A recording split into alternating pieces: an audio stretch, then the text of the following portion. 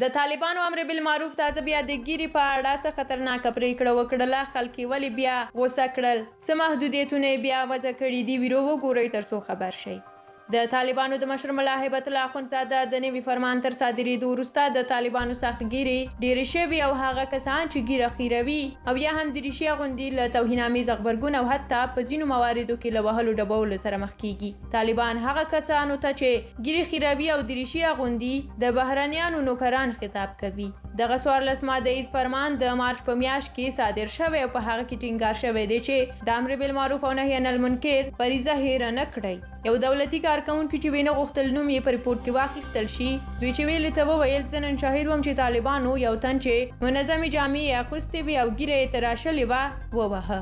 دغه حکومتي کارمند وویل چې طالبان په مستقیمه توګه خلکو ته سپارښتنه کوي چې اوږدې ږیرې پرېږدي او د دریشۍ له اخیستلو ډډه وکړي. همدارنګه د طالبانو لخوا خلک په غیر مستقیمه توګه پوهول کیږي چې د ږیرې خیرول د دوی د افرادو لپاره د منلو وړ نه ده. څرنګه چې هغه کسان ږیرې خیري په دولتي ادارو کې له سپکاوي سره مخ او کارونو په اجرا کې ناغیري کیږي. په دولتي ادارو کې د طالبانو د امر بالمعروف او نهي عن المنکر ادارې کارکونکي مامورینو ته په کراتو سپارښتنه کوي چې نه باید دریشي واغوندي او مامورین باید اوږدې ږیرې ولري. دغه دولتي کارکونکي وویل هغو کسانو ته چې لنډې ږیرې لري او یا پتلون اغوندي په مستقیمه توګه ویل کیږي چې باید صورت او سیرت مو د نبوي سنتو مطابق وي. د دغه کارکونکي په خبره حتی هغه کسانو ته چې ږیرې خیروي خبرداری ورکړل شوی دی چې د ږیرې خیرولو د تکرار په صورت کې به له دندو ګوښه کړل شي. هغه وویل دا معمول ده. هغه کسان چې دریشي اغوندي او یا خپلې ږیرې خیروي ورته ویل کیږي چې تاسو ښه خلک نه یاست، تاسو د بهرنیو نوکران یې ځکه د هغوی له کلتور څخه پیروي کوئ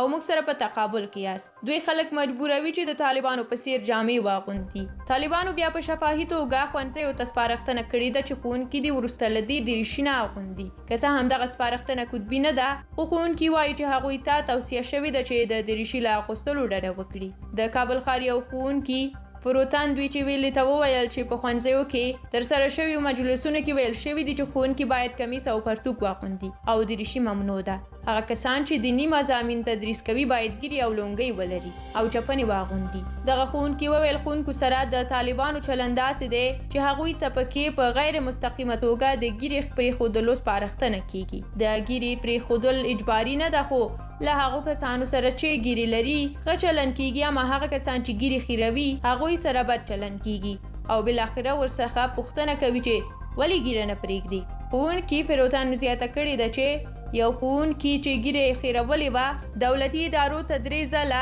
مراجعې وروسته یې غوښتنلیک رد شو او بالاخره ورته وویل شول چې تر هغه چې ږیره یې تراشي په دولتي ادارو کې کار ته نه پرېږدي. فروتن وویل واضح یې ورته وویل چې ته د دولت مامور یې خو د دولت قانون نه مراعاتوې. خو بله خوا بیا طالبان وایي چې تر اوسه هیڅوک افغاني لباس اخیستلو او یا هم د ږیرې پرېښودلو ته اړ ایستل شوی نه دی.